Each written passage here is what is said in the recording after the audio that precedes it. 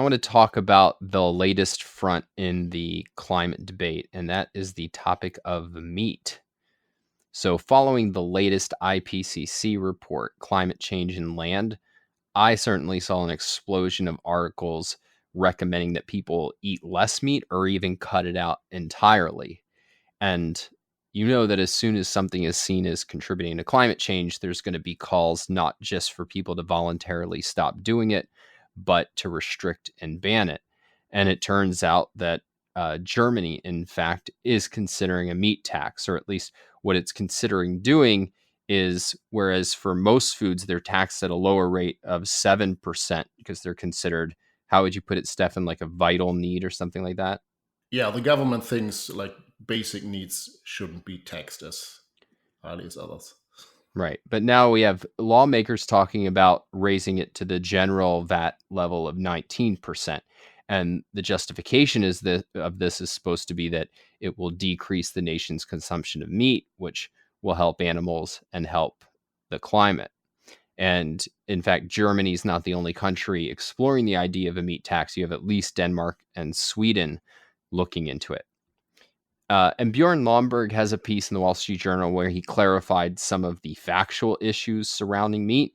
And basically, what it boils down to is that meat and everything that goes into creating it is a very minor part of climate emissions, particularly once you take into account the fact that it's not like people just stop eating meat and they don't do anything else. They start making other purchasing decisions. And so if you look at kind of the net reduction from eliminating meat for a person, that basically their emissions are reduced by 2%. So it's not that big a win. And I think that's important in that, like, if you're going to put your energy behind, we're going to pass this law that would massively inconvenience a lot of people, and in particular inconvenience them in the pursuit of their diet, then you would think, well, maybe this should actually have an impact on the problem we say we're going to try to solve. But I think there's a wider issue here, which is just how stunningly unconcerned people are with freedom. Like, that is not even part of the debate. It's simply like, this has a climate impact. So, of course, the government should discourage or even ban it. And we should all celebrate that. And if your whole standard of value is anything that increases CO2 is bad and open game for government to regulate, I mean, that framework is totalitarian. It's that you have the right to no single choice that impacts the climate. And since every choice you make impacts the climate, at least insofar as it uses energy, this means that every choice should be game for government to control and say, like, well, this impacts climate, and so you can't do it, or at least the government has the right to judge, well, do we really think that, the public interest justifies this use of CO2? Because presumably we're still allowed to exhale. And underneath that is just a real contempt, I think, for human choice. That is, like, people choose to eat meat for a reason, whether taste or health or some combination of both.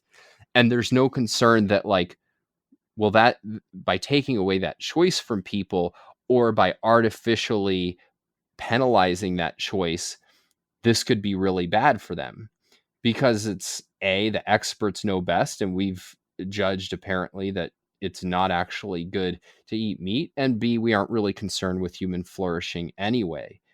And so the what I want to highlight here is that the kind of policies directed against climate, it's not just that they're not valuing human flourishing, it's that they're not valuing it at the deepest level, which is, to flourish is exercising thought and judgment about what's best for your life.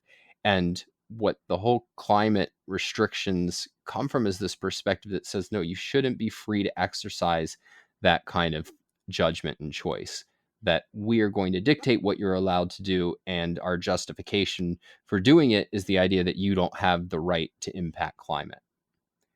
Stefan, as somebody who lives in Germany and presumably eats the occasional meat product, what's your opinion on this? Yeah, so you can see the tyrannical nature of this in the level of micromanagement. So not only is the government going to sort of forcefully reduce your greenhouse gas emissions, but it's actually deciding how you do this in great detail, like what your diet will be, right? So normally, as a utilitarian economist, you would have something like, oh, we need to reduce CO2 overall, and it's we shouldn't like pick the technologies how to achieve that. We should let innovators and markets decide like what's the best way to do that.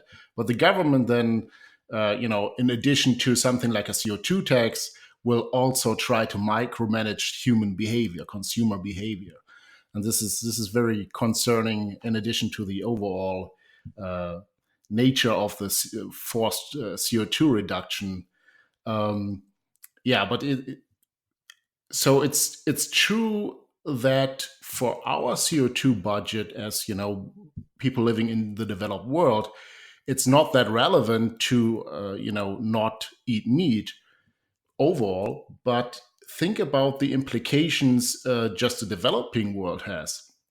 So the vast majority of future emissions will likely come from places like India and China and other developing countries, where literally hundreds and hundreds of millions of people, like multiple times the population of the United States or the European Union, actually are waiting to enter the global middle class and consume far more goods than they do right now. So it's sort of, yeah, it's really, we are arguing about things that don't make a huge difference in our context.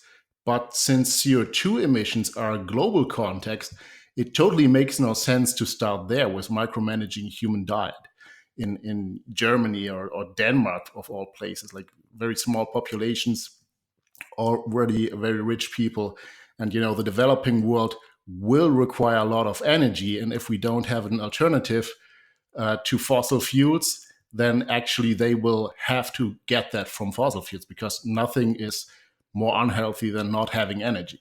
Yeah, well, I mean, it doesn't make sense to do this if your concern is really making an impact on climate. But if your real concern is to stop people from impacting nature, well, then it makes perfect sense, right? Because the climate is just a justification for restricting people's freedom to impact nature. And I mean, nothing impacts nature more directly than eating it.